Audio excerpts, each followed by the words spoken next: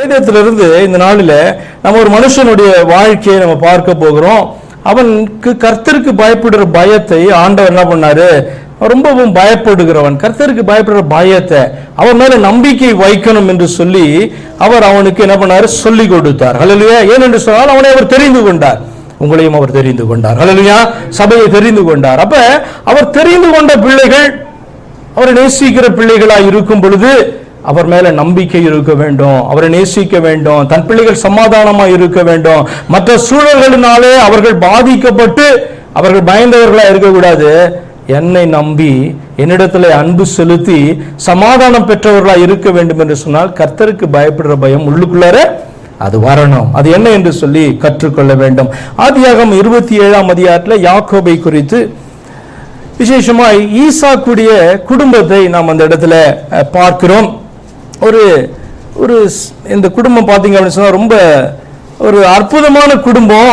ஆனாலும் கூட இந்த குடும்பத்தில் இருக்கிறதான அந்த பிரச்சனைகள் அங்க சொல்லப்பட்டு அது காணப்படும்.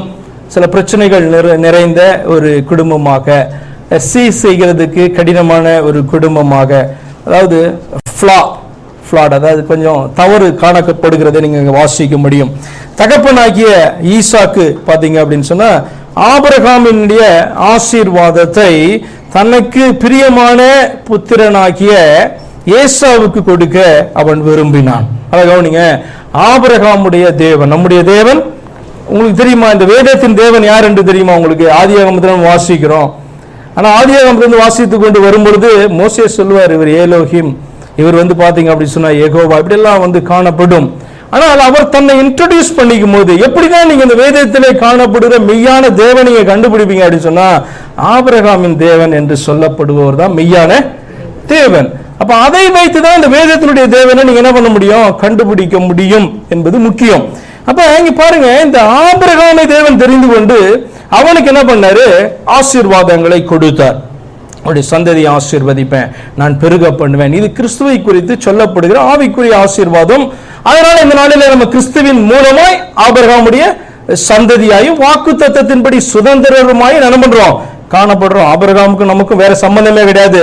கிறிஸ்து மூலமாய் ஆபிரகாமுடைய பிள்ளைகளாய் மாறினபடினால அவனுக்கு கொடுத்த வாக்கு தத்தங்கள் நமக்கு கடந்து வருகிறது. இப்ப நாம் ஆதி நாட்கள்ல காணப்படுகிற அந்த காரியத்தை குறித்து பேசுகிறேன். இப்ப ஆபிரகாமோடு கூட ஆண்டவர் வாக்கு தத்தம் பண்ணினார். அந்த வாக்கு தத்தம் ஈசாக்குக்கு கடந்து வந்தது. இப்ப ஆபிரகாமுடைய வாக்கு தத்தம் அடுத்த ஜெனரேஷன் என்ன பண்ணும்? போக வேண்டும். இவனுக்கும் 2 பிள்ளைங்க. இவனுக்கு பாத்தீங்க அப்படின்னு சொன்னா பெரியவனை ரொம்ப இஷ்டம். அவனுக்கு அந்த வாக்கு தத்தத்தை, அந்த ஆசீர்வாதத்தை கொடுக்க வேண்டும், டிரான்ஸ்பர் பண்ண வேண்டும் என்று சொல்லி ஈசாக்காகிய தகப்பன் விரும்புகிறான். தாயாகிய ரெபேக்காள் இடத்துல ஆண்டவர் வயிற்றில் அந்த பிள்ளைகள் இருக்கும் போதே சொல்லி இருந்தார், சின்னவன் அதாவது யாக்கோபு என்ன பண்ணுவான்? ஆபிரகாமுடைய ஆசீர்வாதத்தை என்ன பண்ணுவான்? பெற்றுக்கொள்வான், இவன் ஆசீர்வதிக்கப்படுவான் என்று சொல்லி இருந்தார். ஆண்டவரிடத்திலே வாக்கு தத்தத்தை பெறும் பொழுது அது நம்புவதற்கு ஏதுவல்லாத இருந்தாலும் கூட என்ன பண்ணணும்? அந்த வாக்கு தத்தத்தை நம்ம என்ன பண்ணணும்? வாங்கி கொண்டு நம்ம நம்பணும். ஏனென்று சொன்னால் பேசினவர் ரொம்ப பெரியவர், கொடுக்க முடியாததை சொல்ல மாட்டாரு. அவருக்கு கொடுக்க முடியாதுன்னு ஒண்ணு கிடையாது. ஆனா அநேக நேரங்களில் வாக்கு தத்தங்கள் நம்புவதற்கு ஏதுவல்லாததா இருக்கும் என்பதை நீங்கள் அறிந்து கொள்ள வேண்டும். அதான் வாக்கு தத்தம். அப்ப ஆண்டவர் ரெபேக்காள் இடத்துல பேசும்போது அவன் என்ன பண்ணணும்? இதை நம்பினா அது உண்மை என்று ஏற்றுக்கொண்டால், ஆனால் அந்த வாக்கு தத்தத்தை பாருங்க, அந்த ஆசீர்வாதத்தை திருடி எடுக்க வேண்டும் என்று சொல்லி, அல்லது நாள் ஆயிடுச்சு, யாக்கோபு ஈசாக்கு கொஞ்ச நாள் என்ன பண்ண போறான்? மரிக்க போகிறான். அப்ப ஈசாக்கு இந்த ஆசீர்வாதத்தை ஏசாவுக்கு கொடுத்து விடுவானோ என்று சொல்லி பயந்து தாயார் என்ன பண்றா? இதை தனக்கு பிரியமான அல்லது ஆண்டவரே சொல்லி இருந்த யாக்கோபுக்கு என்ன பண்றாரு? அதை வாங்கி கொடுக்க அவள் தன்னுடைய கணவனை என்ன பண்ற? ஏமாற்றுகிறார். பெரிய மகனை ஏமாற்றுகிறவளாய் அவள் காணப்பட்டா. என்னன்னா, ஆண்டவர் உனக்குன்னு வச்சிருக்கிறத நீ திருட வேணுமா? நான் சொல்ல வர்றது புரியுதா? உங்களுக்கு ஆண்டவர் உங்களுடைய பணத்தை நீங்களே திருடுவீங்களா? உங்க ஆசீர்வாதத்தை நீங்களே திருடுவீங்களா? இது ஆண்டவர் யாக்கோபுக்குன்னு சொல்லி கொடுத்த வாக்கு தத்துவம். அவன் தான் ரிசீவ் பண்ண போறான். ஆண்டவர் சொல்லிட்டாரு. இப்ப என்னதான் பண்ணணும்? நம்பி காத்திருந்து என்ன பண்ணணும்? அதை பெற்றுக்கொள்ளணுமே ஒழிய அதை திருடி எடுக்க வேண்டிய அவசியம் பாருங்க எப்படி காணப்படுத்து பாருங்க. தேவனுடைய பிள்ளைகள் தான், தேவனால் நேசிக்கப்படுகிறவர்கள் தான், தேவன் கொடுக்கிற ஆசீர்வாதம் தான். ஆனா அதை திருடி எடுக்க வேண்டிய அவசியம் கிடையாது. அப்ப பாருங்க என்னென்ன வேலையெல்லாம் இவர்கள் பண்ணுகிறார்கள். தன்னுடைய பிள்ளையாக்கிய யாக்கோபோடு கூட சேர்ந்து தன்னுடைய கணவனை என்ன பண்றாரு, சீட் பண்றா, ஏமாற்றுகிறவளா என்ன பண்றா ரெபேக்காள் காணப்படுகிறாள்.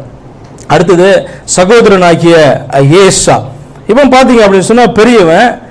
இவன் இவர்களுக்குள்ள இதன் நிமித்தமாய், ஏசா மோசமானவன் அப்படிலாம் கிடையாது. நீங்க போய் வேதத்தை வாசிச்சு பார்க்கும்பொழுது ஏசாவினுடைய கோபம், இவனை நான் கொல்லுவேன் என்று சொன்னதெல்லாம் பாத்தீங்கன்னா பார்க்கிறதற்கு நியாயமா இருக்கும். இருக்கிறதுல யார் மோசமானவன் யார் அப்படின்னா யாக்கோபு தான் மோசமானவன். ஆனால் ஆண்டவர் தெரிந்து கொண்டார். ஹல்லேலூயா. ஆண்டவர் அவனை தெரிந்து கொண்டார். ஏனென்று சொன்னால் பின்னாட்களில் அவன் தேவனை ஏற்றுக்கொள்வான், தேவனை தேடுவான், அவன் வாக்குத்தத்தத்தை ஆசீர்வாதங்களை பெற்றுக் கொள்வதற்காக என்ன பண்ணுவான், தன்னுடைய வாழ்க்கையை அர்ப்பணிப்பான். எல்லாம் அறிந்த தேவன் அவன் சிறு பிள்ளையாய் வயிற்றில் இருக்கும் போதே ஆண்டவர் பேசுகிறார். இப்ப இந்த ஏசா பார்த்தீர்கள் என்று சொன்னால் இவன் செய்த காரியத்தின் நிமித்தமாய் தன்னுடைய சகோதரனை அவன் பகைக்க ஆரம்பிக்கிறான். அந்த வசனம் பாருங்க, ஆதியாகமம் 27ஆம் அதிகாரம் 41வது வசனத்துல காணப்படுகிறது. ஆதியாகமம் 27:40. யாக்கோபை தன் தகப்பன் ஆசீர்வதித்தது நிமித்தம் ஏசா யாக்கோபை பகைத்து. அதுக்கு முன்னாடி பகையெல்லாம் கிடையாது. என்ன ஏசா சாதாரணமான ஒரு மனுஷன் சொல்றதை காட்டிலும், இன்னும் கேட்டா யாக்கோபை காட்டிலும் அவன் பல விதங்களில் பெட்டர்ன்னு சொல்லலாம். இந்த நாளில் காணப்படுறதான கேஷுவலா எல்லாரும் விரும்பத்தக்கதான ஒரு வாலிபன் என்று சொல்லலாம். நல்ல போர் செய்கிறவன், வில்வித்தையில சிறந்தவன்.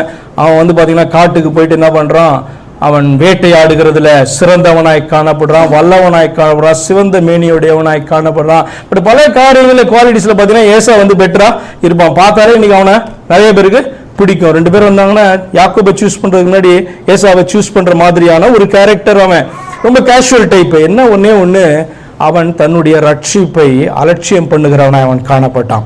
இப்ப நம்ம கிட்ட பல குவாலிட்டிஸ் இருக்கலாம். ரொம்ப மேன்மை பாராட்டு உலகத்துல பார்த்தாலே நம்மளை பிடிக்கிற மாதிரியான ஒரு தகுதி நமக்கு உலகத்துக்கு முன்பாய் காணப்படலாம்.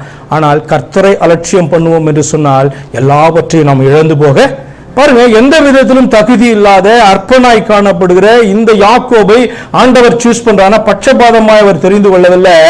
இவன் அவரை விடமாட்டான், இதை வாஞ்சிப்பான் என்று சொல்லி, ரட்சிப்பை வாஞ்சிப்பான், விரும்புவான் என்று சொல்லி ஆண்டவர் அறிந்தபடியினாலே இவனை நான் சிநேகித்தேன் என்று அவர் சொல்லுகிறார். இதை நீங்க புரிந்து கொள்ள வேண்டும்.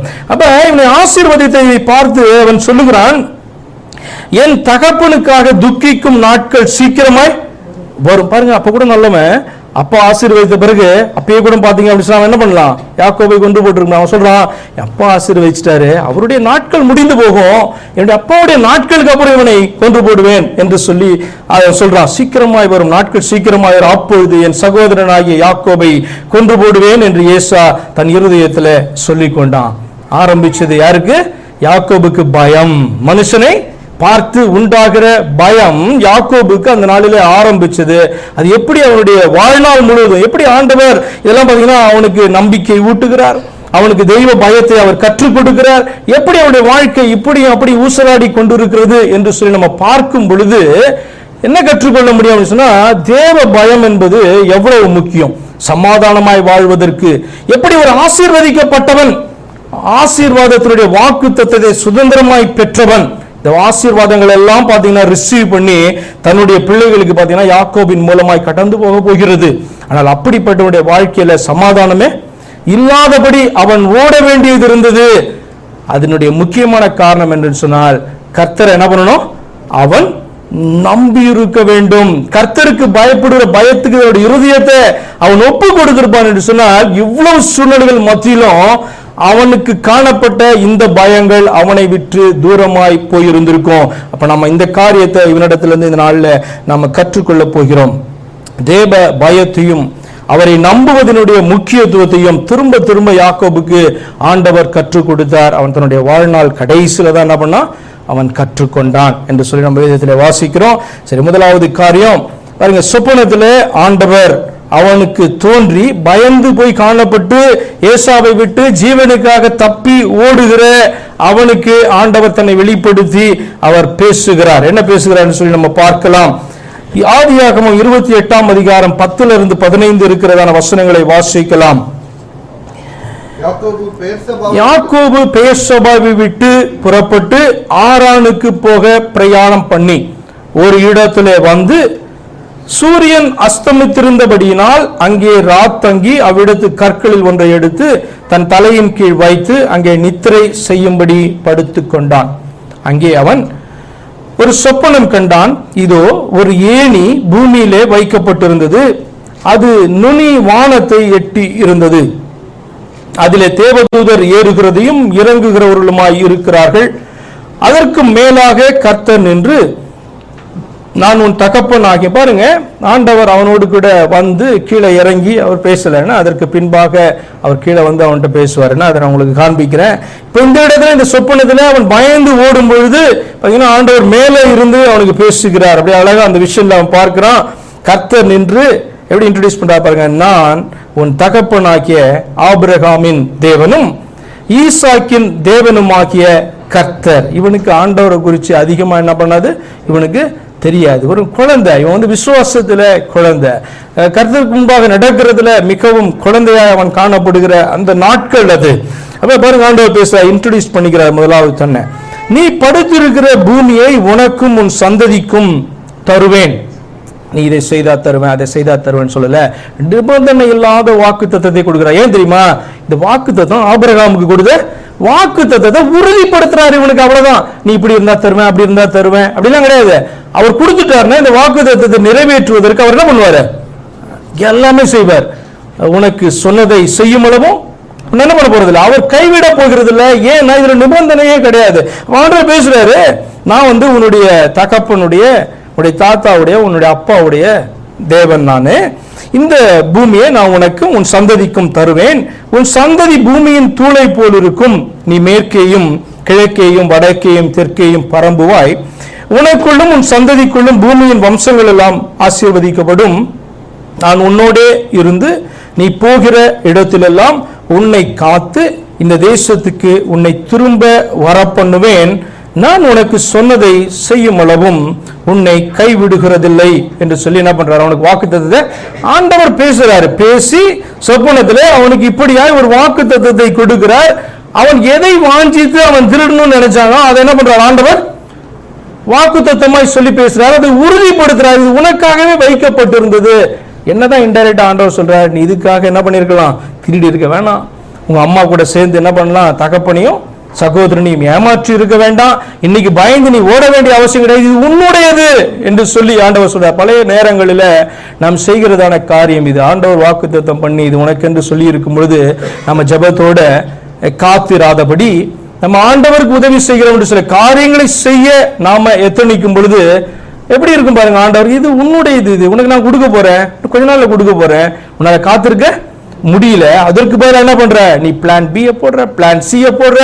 இதெல்லாம் பாத்தீங்க நம்மை உருவ குத்துகிறதற்காக நாமே செய்கிற காரியமே அல்லாமல் வேற ஒண்ணும் இல்ல. ஆண்டவர் இவனுக்கு கொடுத்த வாக்குத்தத்தத்தை எப்படியா இருந்தாலும் இவன் நிறைவேற்ற போகிறார். இதற்கு அவன் இவ்வளவு கஷ்டப்பட்டு இருக்க வேண்டாம், சமாதானத்தை இழந்திருக்க வேண்டாம், அதற்காக தன்னுடைய குடும்பத்தை விட்டு பயந்து ஓடி வந்திருக்க வேண்டாம்.